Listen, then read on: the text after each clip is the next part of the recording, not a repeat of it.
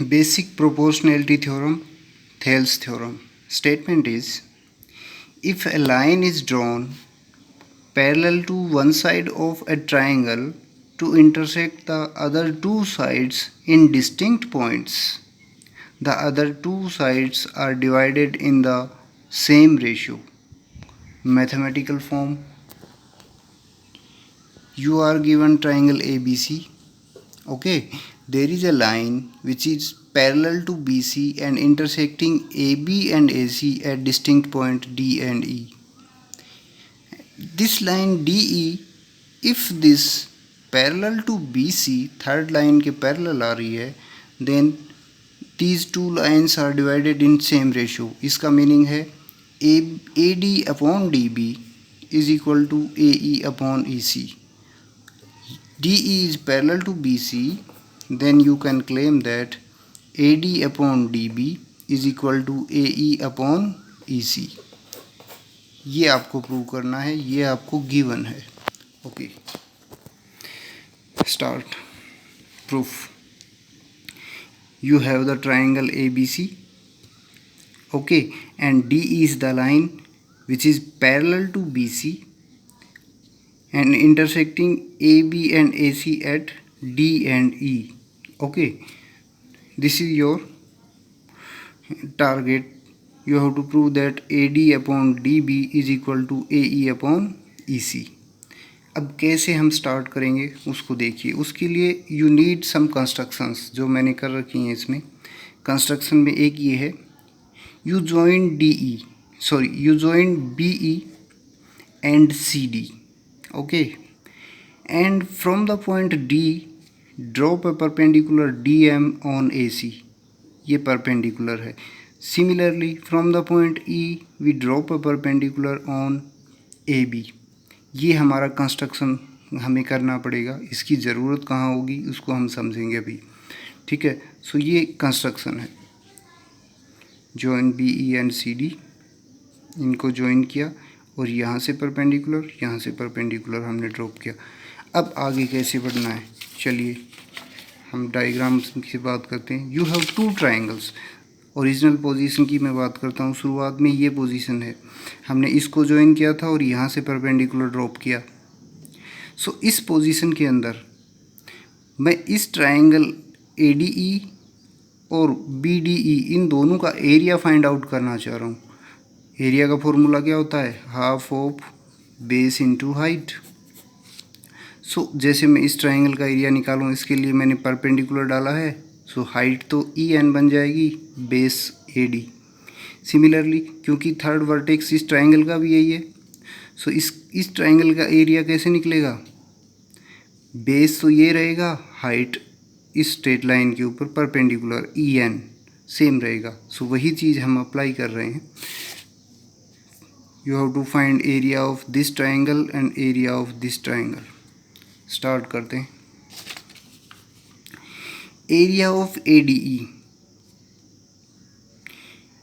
Half of AD upon EN.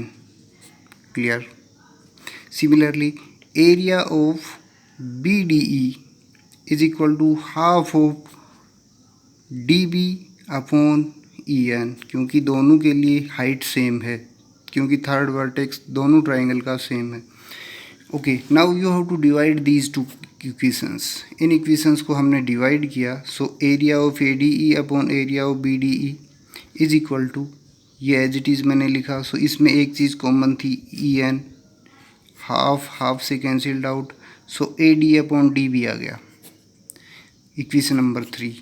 Similarly second case हमने ये काम भी किया था कि इसको इधर ज्वाइन किया था. देखो ये, you have to find area of this and area of this triangle.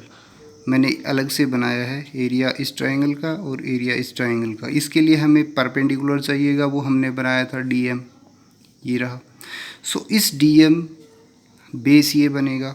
So area of triangle ADE, इस बार बेस ये है तो परपेंडिकुलर ये होगा.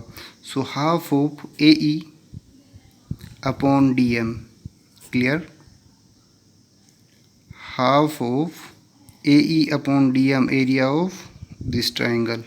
सिमिलरली इस ट्राइंगल का एरिया फाइंड आउट करना है तो बेस तो ये हो जाएगा और परपेंडिकुलर तो यही बनना है। सो एरिया ऑफ CED का area half of EC upon DM। ठीक है, अब इन दोनों को आप डिवाइड कर दीजिए। इनको डिवाइड करने पे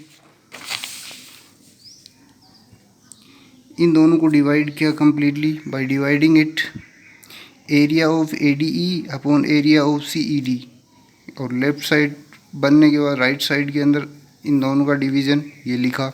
इसमें half half cancelled out, DM से DM cancelled out, you got AE upon EC। एक इक्वेशन ये आ गई। इक्वेशन नंबर 3 जो हम पहले फाइंड आउट किया था डिवीज़न से, उसको मैंने यहाँ पे लिख दिया ताकि एक दूसरे के नज़दीक रहें। इसमें न्यूमरेटर दोनों का सेम है। इसके डिनोमिनेटर को देखिए।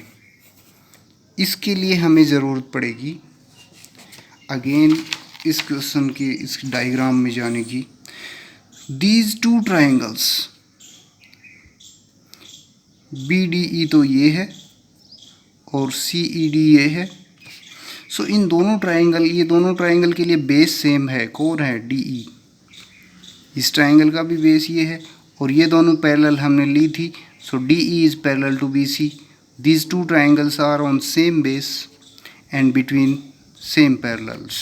आपको याद होगा क्लास 9th में आपने पढ़ा है। Triangle BDE and CED are on same base DE, are on same base BE, and between DE and BC, between same parallels, that's why their area will be equal। इन दोनों triangle का area equal हो जाएगा। ये theorem class 9th। इसका अर्थ क्या हुआ? इसका अर्थ हुआ इनका डिनोमिनेटर भी एरिया इक्वल है। न्यूमरेटर तो ऑलरेडी इक्वल था ही, डिनोमिनेटर को इक्वल बता दिया। मीन्स इन दोनों इक्वेशन की, इक्वेशन नंबर 6 और इक्वेशन 3 दोनों की लेफ्ट हैंड साइड इक्वल हैं तो राइट हैंड साइड भी इक्वल हो जाएंगी।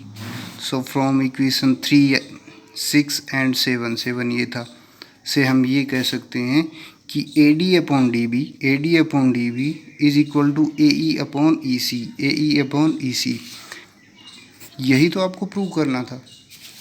That was your proof only, कि जब भी ABC ट्राइंगल के अंदर DE है वो BC के पैरेलल आ जाएगा तो इनका रेशियो इक्वल होगा। This is the proof.